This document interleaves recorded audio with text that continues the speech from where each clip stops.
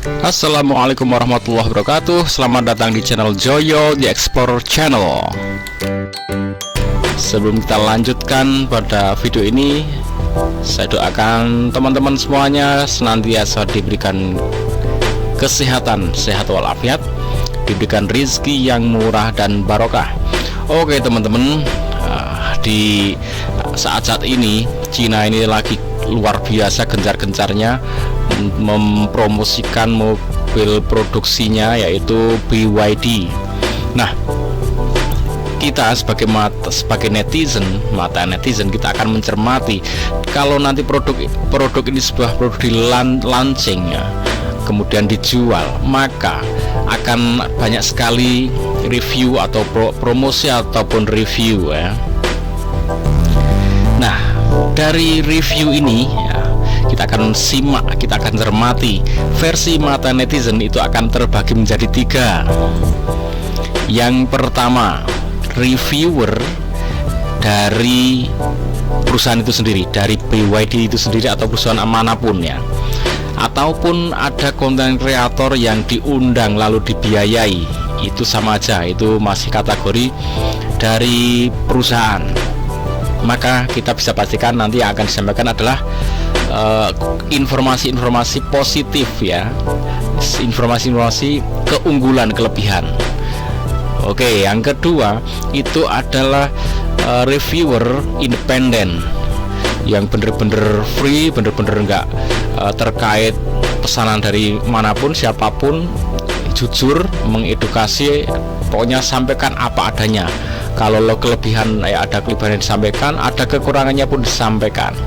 Yang ketiga, reviewer yang dalam istilahnya kecewa ya, yang memiliki kekecewaan atau sakit hati. Nah, itu dari user yang menggunakan lalu dia kecewa. Atau kalau nggak kecewa, masih sama-sama juga kalau dia berangkat dari kompetitor, dari reviewer pesanan ataupun dia dari kompetitor produk lain, maka dia akan menyampaikan hal-hal yang kontradiksi, hal-hal yang berseberangan ya. Oke, kalau kita mata netizen tentunya ada di tengah ya, kita nggak berpihak kemanapun, kita akan sampaikan apa adanya. Kita akan simak ini review dari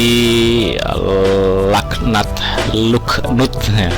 Oke, ini ada 2 reviewer, ada abang-abang ini dan satu lagi ada 2 orang ya, mereview dalam kota dan luar kota. Teman-teman bisa simak sendiri versi lengkapnya, ada di channelnya Looknut Auto Junkie ya. Nah, itu akan disampaikan lengkap ya, ada 22 menit ya.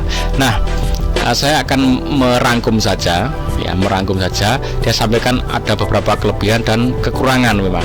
Tapi kalau saya melihat ini adalah di akhir kontennya itu dia diundang oleh BYD.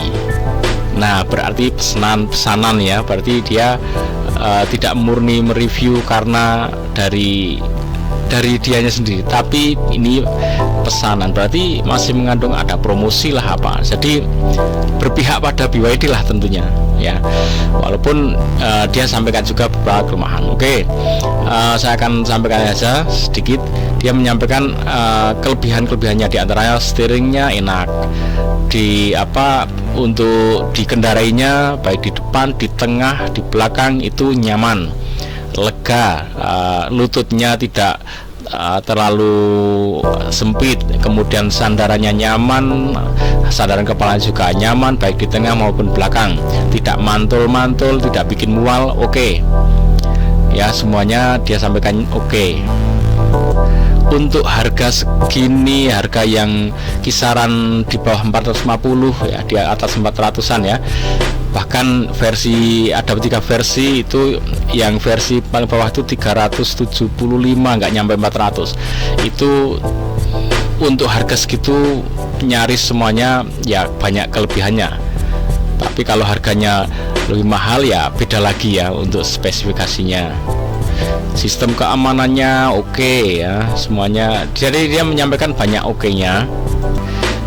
Yang saya garis bawahi, dia menyampaikan kekurangannya itu dashboardnya tuh tampak terkesan kuno. Ya memang seperti mobil kuno dashboardnya, tidak yang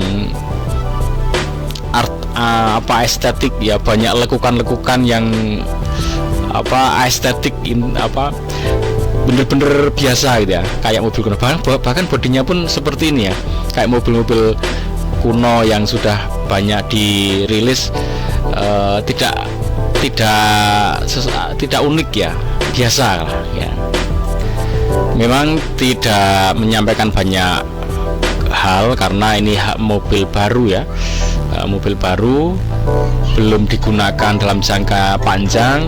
Nah, nanti kalau sudah 1 tahun sampai 2 tahun, nah itu baru nanti akan muncul review dari para user, entah dia itu puas atau merasa kecewa. Kita tunggu selanjutnya ya.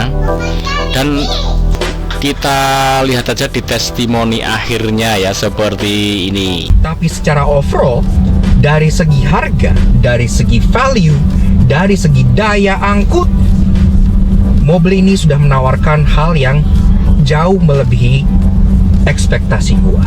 Rasa berkendaranya nyaman, solid, dan terasa sangat dewasa.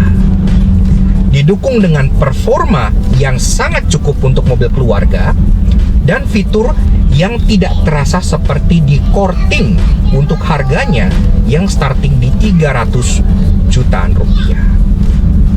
Kalau mobil ini harganya mungkin 500 juta rupiah, mungkin gua akan lebih bawel gitu ya. Tapi karena mobil ini starting di 379 juta, gua gak bisa demand terlalu banyak. Dan apa yang gue dapat, apa yang gue rasakan pada saat gue menyetir mobil ini sudah jauh melebihi ekspektasi gue di mobil harga tersebut. Bahkan kalau BYD mau jual mobil ini dengan harga 499 juta on road Jakarta, itu menurut gue masih make sense, masih bisa banget diterima. Yaks, oke. Nah, jadi kurang lebih begitu aja guys, sedikit fun drive kita bersama dengan BYD M6 tahun 2024. Menurut kita, setelah mencoba mobil ini secara driving impression, ini jujur bikin kita lumayan kaget gitu ya. Karena dari awal pas gua tahu mereka mau meluncurkan ini, gua udah tahu kalau ini adalah mobil yang sebenarnya nggak baru-baru amat. Ini basicnya adalah BYD Song Max yang udah ada sejak lama dan ya di facelift gitu. Basicnya juga merupakan mobil yang ICE alias internal combustion. Iya, zaman dulu pertama kali Song Max keluar adalah mobil bermesin bakar, jadi bukan platform mobil listrik. Tapi setelah dicoba, ternyata rasanya itu benar-benar jauh melebihi dari harganya yang starting di 300 jutaan rupiah. Dia terasa nyaman, kekedapannya baik, tenaganya lebih dari cukup untuk menarik badannya yang sebenarnya nggak gede-gede amat ini. Jadi secara overall, impresi berkendara kita bersama dengan M6 ini sangat-sangat di luar dugaan kita. Telah terbukti BYD M6 ini bisa menempuh dari Jakarta, Bandung, sampai Ini Jakarta reviewer lagi, yang kedua ya. sekalipun, Jadi satu tim karena ini. dengan tipe yang standar, dia punya range 420 km, dan tipe superior dia punya range 530 km. Untuk harganya dia dijual dengan harga mulai dari 379 juta rupiah sampai dengan 429 juta rupiah on the road Jakarta. Nah, bargain banget kan sebuah BYD M6 ini? Menurut kalian gimana? Kalian bisa tulis pendapat kalian di kolom komentar di bawah. Nah, thank you kepada BYD Indonesia telah mengundang kita ke media test drive yang kali ini. Dan juga thank you kepada BYD Arista Pondok Indah telah meminjamkan BYD M6 ini kepada Rockford sebelumnya. Oke ya, jadi ini adalah dari diundang, dan ini adalah tim. Jadi kalau diundang ya timnya BYD. Tapi itulah seperti itu pengalaman yang dia sampaikan. Oke teman-teman, ikuti terus Joyo The Explorer Channel. Jangan lupa bahagia. Assalamualaikum warahmatullahi wabarakatuh.